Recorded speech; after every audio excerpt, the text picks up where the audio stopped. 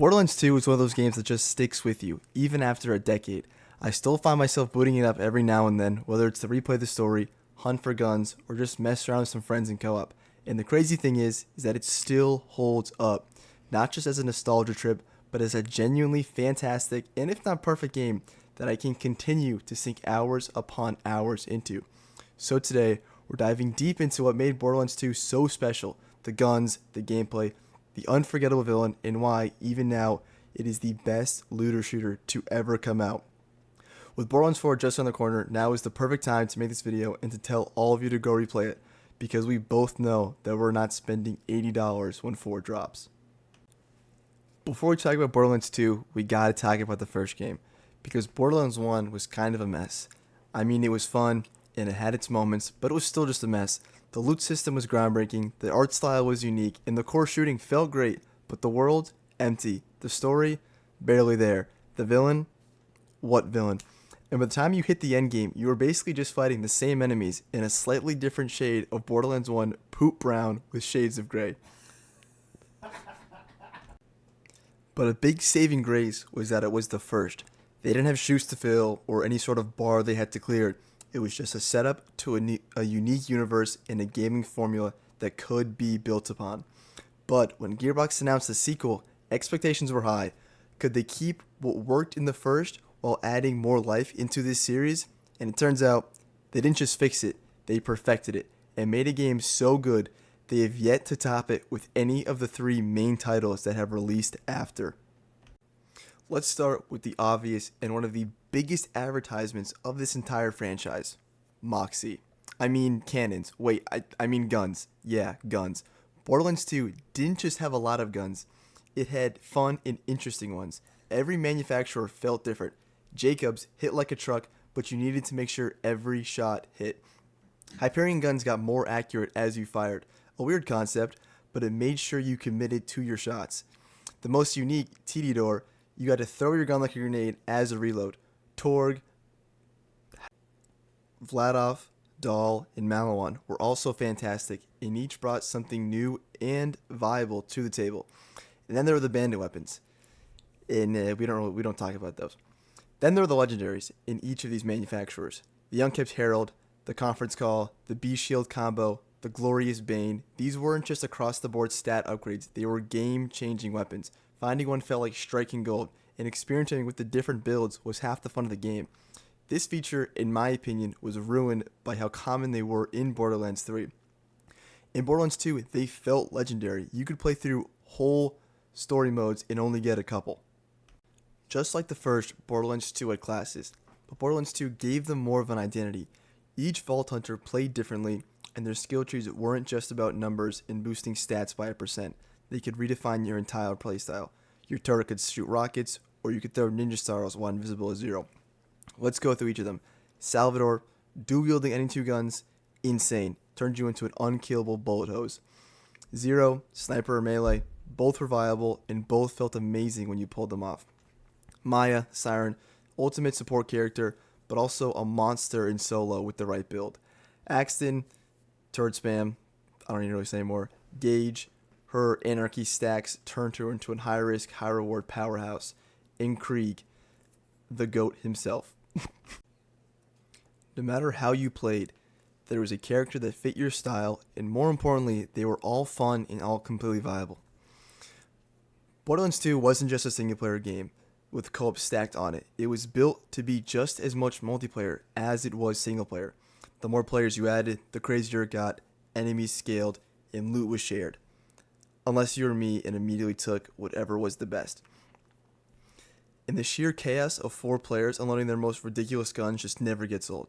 And it fits perfectly because of the Vault Hunters, each unique and viable on their own. But when combined, they acted as the perfect group that complemented one another. Maya for support, Zero to stay back and snipe or to get close in melee, Axon to hold down a spot, and Salvador to jump in feet first. The first Borderlands Pandora was a wasteland, and not in a cool post-apocalyptic way, more in the why is everything the exact same shade of brown kind of way. And Borderlands 2 fixed that. Suddenly, this world full of nothing was full of variety and felt like a planet full of life. Some of the areas that stick out and people still talk about: Southern Shelf, The Dust, Caustic Caverns, Wildlife Preserve, Sanctuary, Opportunity. All of these are just so well designed and fit the game so well. Each area had its own personality, secrets, and reasons to explore, and the soundtrack that perfectly fit the atmosphere of its respected area. Unlike the first game, where exploration and seeing what was around the corner wasn't really something anyone cared about or found interesting, some areas had puzzles to unlock, weapon crates, or areas with unique enemies. All of the areas in Borderlands 2 felt fresh and had a certain vibe that I just don't think any game after has been able to replicate. The way everything flows through different elevations, seasons, and design all within the same planet is just so good. Some places are disgusting and creepy, some are vibrant and colorful, and some are just dead. It makes Pandora feel real and feel like there's two groups fighting to keep their lifestyle and another trying to impose a new one. It wouldn't be a Borderlands 2 video without talking about the GOAT himself, Handsome Jack. He's the reason Borderlands 2's story works so well and one of the main reasons for the game being as good as it is. Go on to any of the greatest video game villains of all time list and he's going to be there. Ganondorf, GLaDOS, Micah Bell, Bowser, Baldur, Voss. Yeah, never heard of him. I think Jack works better than any of those because of his involvement in the story, his motivation, and the impact he has on others in the story. It's common for villains to only really be enemies to you and not have any relationship with the other people in the story. Every character in this game has some reason for hating Jack, more than just because he's evil and he has an evil plan. He killed Brick's dog. He killed Roland. He makes you fight Bloodwing and blows your head off. He blows up your train. He has his own daughter, my glorious Queen Angel, locked up. That was the last straw for me. It's things like this that add more weight. You're taking him down not just because of his evil plan, but because of what he's done to you and all of your friends. Let's go over some of the things that just made him so great. His humor. He paid you to kill yourself. He mocks you when you die. He makes jokes throughout the entire game over the Echo Net. His petty cruelty. Remember when he made you choose between letting a guy live or getting a slightly better gun? That was so evil. I chose the gun. His backstory. The way the game slowly revealed his past, his daughter Angel, and how he saw himself as the hero. It gave him real depth, and this was expanded upon in the pre-sequel. And then there was his downfall. His death wasn't anything over the top or anything crazy. You shoot him in the face while he's rambling on about how he's right and you're trash, even though he's at your mercy. Even now, Handsome Jack is still one of gaming's best villains, and in my opinion, gaming's greatest villain of all time. And honestly, the series has been trying and failing to top him ever since. Borderlands 2's humor was a lot. If you weren't into meme-heavy, over-the-top gags, some of it probably didn't work that well to you, but in my opinion, when it worked beautifully. The heaviest forms of humor here are through the Echo Net, primarily with Jack, but every character had their moment. Some people just go on during a call and drop some of the most insane history about themselves. If you listen to any conversation with Tannis, she's explaining how she's just done the most horrific things you've ever heard in your entire life. Characters that have awkward interactions. You can walk around Sanctuary and just see people talking about the most absurd thing. And this works so well to give the game more life and not just shove jokes down your throat. This game also had incredibly memorable characters. Claptrap, annoying at times, but strangely endearing. Scooter, need I say more? Rest in peace, King. Tiny Tina, unhinged, but the core of one of the greatest DLCs, not only in the series, but in gaming in general. Mr. Torg, the absolute baddie of a grandmother. I listened to all her stories and would never skip. Lilith, Jack, Crimson Raiders, all of them. All great characters, all had personality, all felt fleshed out. But there are also moments when this game stopped joking. Bloodwing's death, Roland's betrayal, Tina's breakdown in Dragon Keep. Borderlands 2 knew when to be ridiculous and when to hit you right in the feels. This balance kept the game going at a good pace and didn't annoy the player with a game only full of explosions and jokes. When it comes to post-game, Borderlands 2 might have the best and most variety of DLC in video game history. There are 5. Captain Scarlet, Mr. Torg, Sir Hammerlock's Big Game Hunt, Tiny Tina's Assault on Dragon Keep, and Commander Lilith in the fight for Sanctuary. The time that it will take you to beat these is longer than the actual game. Assault on Dragon Keep is one of the greatest DLCs of all time, from expansive areas, beautiful map design, and all the shiny loot in between.